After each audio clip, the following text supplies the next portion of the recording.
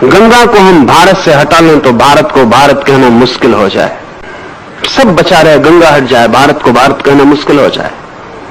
गंगा को हम हटा लें तो भारत का सारा साहित्य अधूरा पड़ जाए। गंगा को हम हटा लें तो भारत के न मालूम कितने ऋषियों के नाम खो जाएं। गंगा को हम हटा लें तो हमारा तीर्थ ही खो जाए, हमारे सारी तीर्थ की भावना खो जाए। गंगा के साथ भारत के प्राण बड़े पुराने दिनों से कमिटेड हैं, बड़े गहरे में जुड़े। गंगा जैसे हमारी आत्मा का प्रतीक हो गई है। मुल्क की भी अगर कोई आत्मा होती है और उसके प्रतीक होते हो तो गंगा ही हमारा प्रतीक है। पर क्या कारण होगा गंगा के इस गहरी प्रतीक बन जाने का कि हजारों हजारों वर्ष पहले कृष्ण भी कहते हैं कि नदियों में मैं गंगा हूं। गंगा कोई नदियों में विशेष उस अर्थ में नहीं है। गंगा से बड़ी नदियां हैं, गंगा से लंबी नदियां हैं, गंगा से बड़ी विशाल नदियां पृथ्वी पर हैं। गंगा कोई लंबाई में, विशालता में, चौड़ाई में किसी दृष्टि से कोई बहुत बड़ी गंगा नहीं है, कोई बहुत बड़ी नदी नहीं है। ब्रह्मपुत्र है और अमेज़न है और वांगो है और सैकड़ों नदियां हैं जिनके सामने गंगा फीकी पड़ जाए। पर गंगा के पास कुछ और है जो पृथ्वी पर किसी भी नदी के पास नहीं है। और उस कुछ और के कारण भारतीय मन ने गंगा के साथ एक तालमेल बना लिया। एक तो बहुत मजे की बात है कि पूरी पृथ्वी पर गंगा सबसे ज्यादा जीवंत नदी है, अलाइव। सारी नदियों का पानी आप बोतल में भर के रख दे, सभी नदियों का पानी सड़ जाएगा, गंगा भर का नहीं सड़ेगा। केमिकली गंगा बहुत विशिष्ट है। उसका पानी डिटेरिएट नहीं होता, सड़ता नहीं है, वर्षों रखा रहे। बंद बोतल में भी वो अपनी पवित्रता, अपनी स्वच्छता कायम रखता है। ऐसा किसी नदी का पानी पूरी पृथ्वी पर नहीं है। सभी नदियों के पानी इस अर्थों में कमजोर है। गंगा का पानी इस अर्थों में विशेष मालूम पड़ता है, उसका विशेष केमिकल गुण मालूम पड़ता है। गंगा में इतनी लाशें हम फेंकते हैं, गंगा में हमने हजारों हजारों वर्षों से लाशें बहाई हैं। अकेले गंगा के पानी में सब कुछ लीन हो जाता है, हड्डी भी। दुनिया की किसी नदी में वैसी क्षमता नहीं, हड्डी भी पिघल के लीन हो जाती है और बह जाती है। और गंगा को अपवित्र नहीं कर पाती, गंगा सभी को आत्मसात कर लेती है, हड्डी को भी।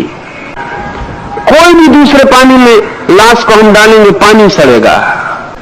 पानी कमजोर और लाश मजबूत पड़ती है। गंगा में लाश को हम डालते हैं, लाश ही बिखर जाती है, मिल जाती है अपने तत्वों में। गंगा अछूती बहती रहती, उस पर कोई प्रभाव नहीं पड़ता। गंगा के पानी की बड़ी केमिकल परीक्षाएं हुई हैं वैज्ञानिक, और अब तो यह वैज्ञानिक रूप से सिद्ध हो गया कि उसका पानी असाधारण है। ये क्यों है असाधारण, ये भी थोड़ी हैरानी की बात है, क्योंकि गंगा जहां से निकलती है वहां से बहुत नदियां निकलती। गंगा जिन पहाड़ों से गुजरती है वहां से कई नदियां गुजरती।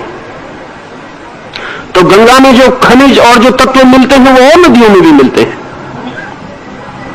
फिर गंगा में कोई गंगा का ही पानी तो नहीं होता, गंगोत्री से तो बहुत छोटी सी धारा निकलती, फिर और तो सब दूसरी नदियों का पानी ही गंगा में आता है।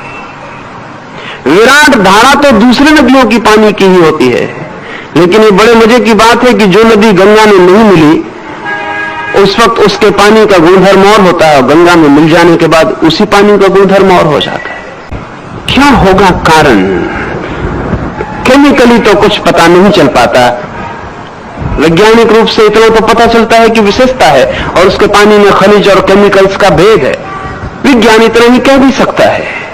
लेकिन एक और भेद है, वो भेद विज्ञान के ख्याल में आज नहीं तो कल आना शुरू हो जाएगा। और वो भेद है गंगा के पास लाखों लाखों लोगों का जीवन की परम अवस्था को पाना। ये मैं आपसे कहना चाहूंगा कि पानी, जब भी कोई व्यक्ति, अपवित्र व्यक्ति पानी के पास बैठता, अंदर जाने की बात अलग, पानी के पास भी बैठता है तो पानी प्रभावित होता है और पानी उस व्यक्ति की तरंगों से आच्छादित हो जाता है और पानी उस व्यक्ति के तरंगों को अपने में ले लेता है। पानी बहुत शीघ्रता से चार्ज्ड हो जाता है। पानी बहुत शीघ्रता से व्यक्तित्व से अनुप्राणित हो जाता है, पानी पर छाप बन जाती है। लाखों लाखों वर्ष से भारत के मनीषी गंगा के किनारे बैठकर प्रभु को पाने की चेष्टा करते रहे हैं, और जब भी कोई एक व्यक्ति ने गंगा के किनारे प्रभु को पाया है तो गंगा उस उपलब्धि से वंचित नहीं रही। गंगा भी आच्छादित हो गई है। गंगा का किनारा, गंगा की रेत के कण कण, गंगा का पानी, सब इन लाखों वर्षों में एक विशेष रूप से स्पिरिचुअली चार्ज्ड, आध्यात्मिक रूप से तरंगायित हो गया है। इसलिए हमने गंगा के किनारे तीर्थ बनाए हैं, इसलिए लोग गंगा की यात्रा करते रहे। इसलिए लोग सोचते थे कि गंगा में जाके पाप धुल जाएंगे। वो पाप गंगा की वजह से नहीं धुल सकते, लेकिन गंगा के पास जो मिल्यू है, गंगा के पास जो वातावरण है, वो जो लाखों लाखों वर्षों की छाया है, उस छाया में जरूर आप अगर अपने हृदय के द्वार खोलें तो आप दूसरे आदमी होकर वापस लौट सकते। गंगा एक आध्यात्मिक यात्रा भी है, एक नदी ही नहीं। और इस तरह के बहुत से प्रयोग हुए। जैनों के 22 तीर्थंकर पार्श्वनाथ हिल्स पर निर्वाण को उपलब्ध हुए। एक ही पर्वत पर 22 तीर्थंकर निर्वाण को उपलब्ध हुए, 24 तीर्थंकर में से। यह आकस्मिक नहीं मालूम होता है, क्योंकि 22 तीर्थंकर 24 में हजारों साल का फासला है। इन हजारों साल में ये 22 व्यक्ति अपने मरने के क्षण में एक छोटी सी पहाड़ी पर पहुंच गए। ये पूर्व नियोजित है, आयोजित है। उस पूरे पहाड़ को चार्ज करने की चेष्टा जैन तीर्थंकरों ने की।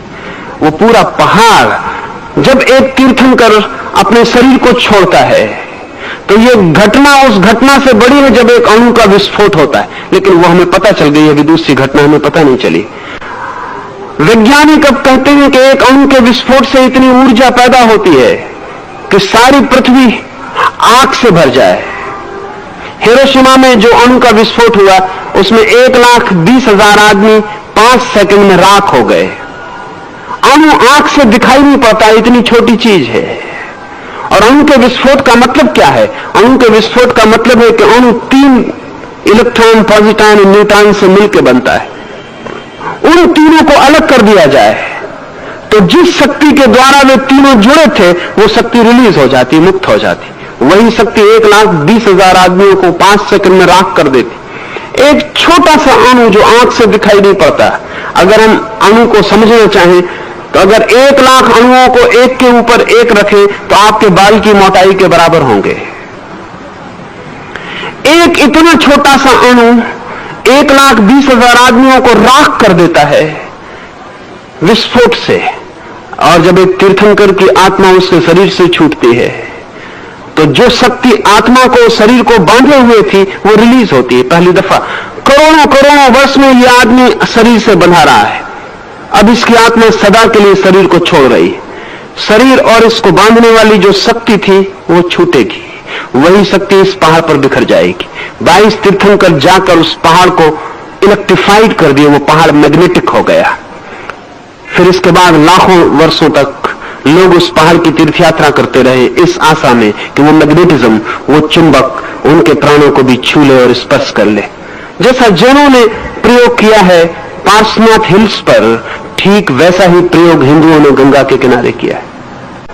सच में जिसका हृदय रूपांतरित हुआ हो और परमात्मा के लिए समर्पित हो गया हो, वो सारा वातावरण उससे प्रभावित हो जाता है। कण कण उनके प्रभाव को पी लेता है, आत्मसात कर लेता है। कृष्ण कहते हैं मैं नदियों में गंगा हूं। गंगा साधारण नदी नहीं है, एक आध्यात्मिक यात्रा है और एक आध्यात्मिक प्रयोग।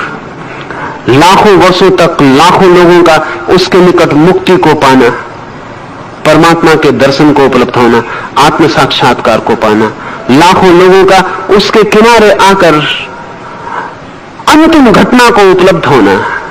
वे सारे लोग अपनी जीवन ऊर्जा को गंगा के पानी पर, उसके किनारों पर छोड़ गए।